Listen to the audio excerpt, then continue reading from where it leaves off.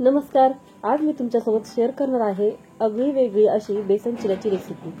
यामध्ये आपण भरपूर साऱ्या भाज्यांचा वापर करणार आहोत, त्यामुळे अतिशय हेल्दी अशी ही रेसिपी असणार आहे. एकदम चटपटीत टेस्टी अशी ही रेसिपी शेवटपर्यंत नक्की बघा. रेसिपी आवडली तर लाईक करा, कमेंट करायला विसरू नका. चला तर मग वेळ न घालवता रेसिपीला सुरुवात करूया.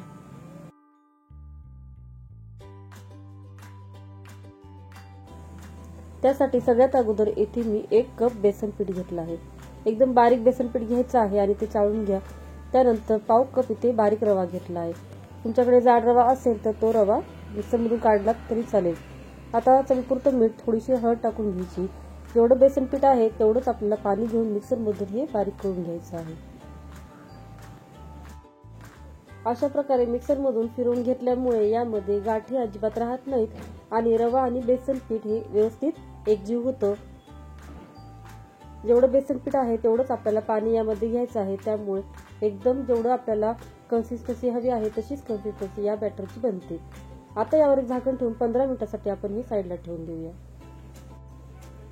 तोपर्यंत इथे काही भाज्या मी बारीक चिरून घेतल्या आहेत. त्यामध्ये घेतला आहे गाजर किसलेलं, त्यानंतर बारीक चिरलेला कोबी घेतला आहे, कांदा घेतला आहे आणि शिमला मिरची. तुमच्या आवडीनुसार तुम्ही इतरही भाज्यांचा वापर यामध्ये करू शकता किंवा सगळ्या भाज्या ह्या किसून घेतल्यात किंवा फूड प्रोसेसर मध्ये बारीक करून घेतला तरी चालेल.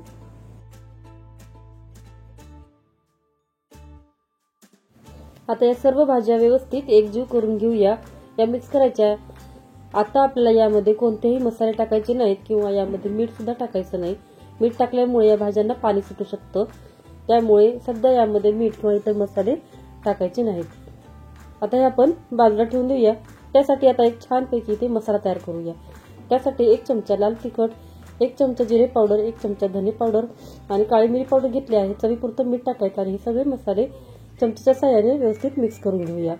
तयार आहे एकदम चटपटीत असा मसाला इथे आपला. तोपर्यंत आपलं बॅटर म्हणजे हे मिश्रण जे आहे ते व्यवस्थित इथे छान तयार झालं आहे. तुम्ही बघू शकता पहिलेपेक्षा स्मूथ असे हे बॅटर इथे तयार आहे. अशा प्रकारची कन्सिस्टन्सी आपल्याला या मिश्रणाची ठेवायची आहे.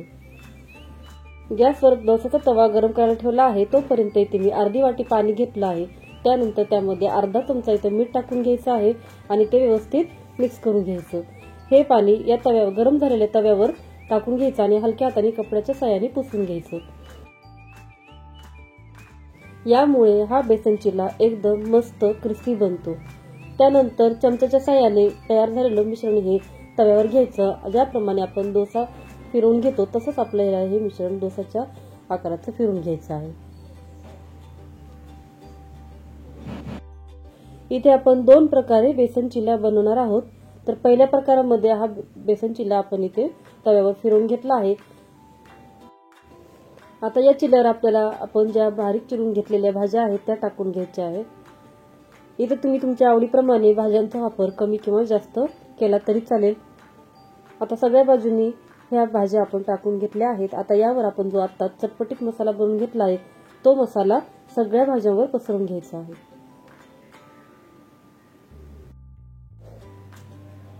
आता हलक्या हाताने आपल्याला ह्या भाज्या छानपैकी प्रेस करून घ्यायच्या आहेत. म्हणजे भाज्या ह्या चिल्याला एकदम छान चिटकून राहतील, त्या छान सेट होतील.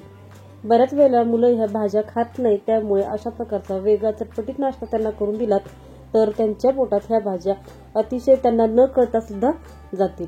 त्यावर आता थोडंसं आपल्याला तेल टाकून घ्यायचं आहे. याऐवजी तुम्ही तुपाचा किंवा बटरचा देखील वापर करू शकता.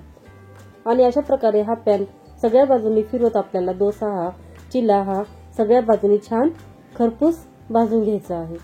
तर तुम्ही इथे बघू शकता एकदम मस्त असा क्रिस्पी असा हा इथं बेसन चिला भरपूर भाज्यांनी युक्त तयार आहे.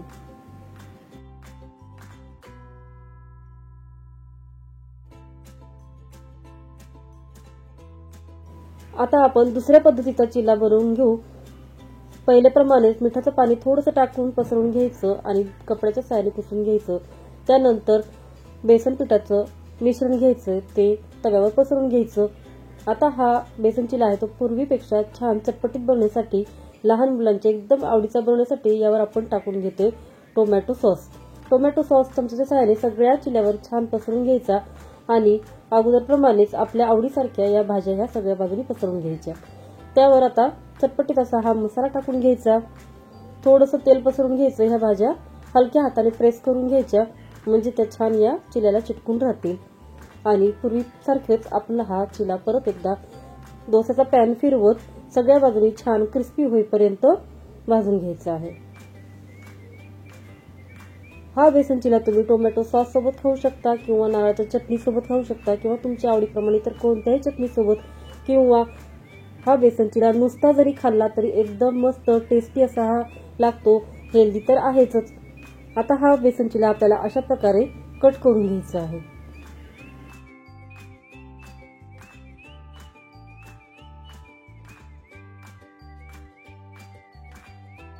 आता मुलांच्या आवडीचा बनवण्यासाठी ज्याप्रमाणे फ्रेंच रोल असतात तशाच प्रमाणे आपल्याला याचा अशा प्रकारे रोल बनवून घ्यायचा आहे. त्यामुळे मुलांना खाण्यामध्ये अधिकच मजा येते आणि ते सहजच हा नाश्ता फस्त करतात. तुम्ही बघू शकता अशा प्रकारे हा नाश्ता मी इथे छान प्रकारे रोल करून घेतला आहे. दिसायला जेवढा सुंदर दिसतो तेवढाच टेस्टी लागतो, हेल्दी आहे. तर हा सगळा नाश्ता इथे मी तयार करून घेतला आहे.